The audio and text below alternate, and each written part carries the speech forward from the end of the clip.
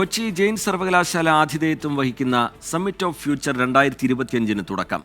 Kakkanad KINFRA convention സെന്ററിൽ നടന്ന ചടങ്ങ് മന്ത്രി പി രാജീവ് ഉദ്ഘാടനം ചെയ്തു.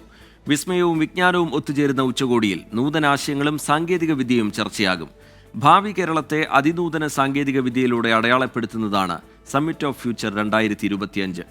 ആർട്ടിഫിഷ്യൽ ഇന്റലിജൻസ്, ഗ്രീൻ ടെക്നോളജി തുടങ്ങി റോബോട്ടിക് എക്സ്പോ വരെ ഉച്ചകോടിയുടെ ഭാഗമായുണ്ട്. ഫെബ്രുവരി 1 വരെ നടക്കുന്ന സമ്മിറ്റിൽ വിദ്യാർത്ഥികൾ, ഗവേഷകർ, വ്യാവസായിക പ്രതിനിധികൾ തുടങ്ങിയവർ പങ്കെടുക്കുന്ന ചർച്ചകളും നടക്കും.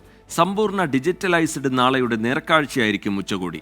എല്ലാ ദിവസവും 6 മണി മുതൽ വിവിധ കലാപരിപാടികളും ഒരുക്കിയിട്ടുണ്ട്. ജനപ്രതിനിധികൾ ഉൾപ്പെടെ 1 ലക്ഷത്തിലധികം പേർ പങ്കെടുക്കും.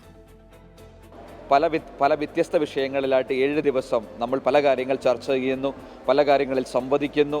വിദ്യാഭ്യാസം, സാങ്കേതിക വിദ്യ മാത്രമല്ല, പരിസ്ഥിതിയും കൃഷിയും ഫുഡും കൾച്ചറും ലിറ്ററേച്ചറും അങ്ങനെ 200-ലധികം സ്പീക്കേഴ്സ് ഇവിടെ ഇൻഫോ പാർക്കിൽ ഈ എക്കോസിസ്റ്റത്തിൽ നമ്മുടെ യൂണിവേഴ്സിറ്റി ക്യാമ്പസിലും കിൻഫ്രയുടെ ഇൻ്റർനാഷണൽ കൺവെൻഷൻ സെൻറ്ററിലുമായിട്ട് വരികയാണ്. ഇവിടെ 1 ലക്ഷത്തിലധികം ആളുകളെ ഞങ്ങൾ എക്സ്പെക്ട് ചെയ്യുന്ന ഇവൻറ്റിൽ ലോകത്തിൽ ആദ്യമായിട്ടാണ് ഇങ്ങനെ ഒരു ഇവൻറ്റ്, ഒരു യൂണിവേഴ്സിറ്റി ഇങ്ങനെ ഒരു വൈഡ് ക്യാൻവാസിൽ ഒരു ഇവൻറ്റ് ഓർഗനൈസ് ചെയ്യുന്നത്.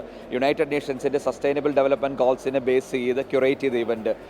ഇത് ചർച്ചകളും സംവാദങ്ങളും മാത്രമല്ല, ഒത്തിരി ഫണ്ണായിട്ടുള്ള എലമെൻറ്റുകളുണ്ട്, നല്ല എൻ്റർടൈൻമെൻറ്റുകളുണ്ട്. 7 ദിവസം നീണ്ടു നിൽക്കുന്ന മ്യൂസിക് ബാൻഡുകൾ പെർഫോം ചെയ്യുന്നു.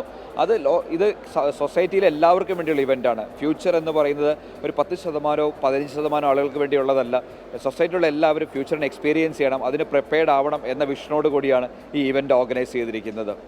എല്ലാവരെയും ഞാൻ ഈ സമ്മിറ്റിലേക്ക് ഹൃദ്യമായി സ്വാഗതം ചെയ്യുന്നു.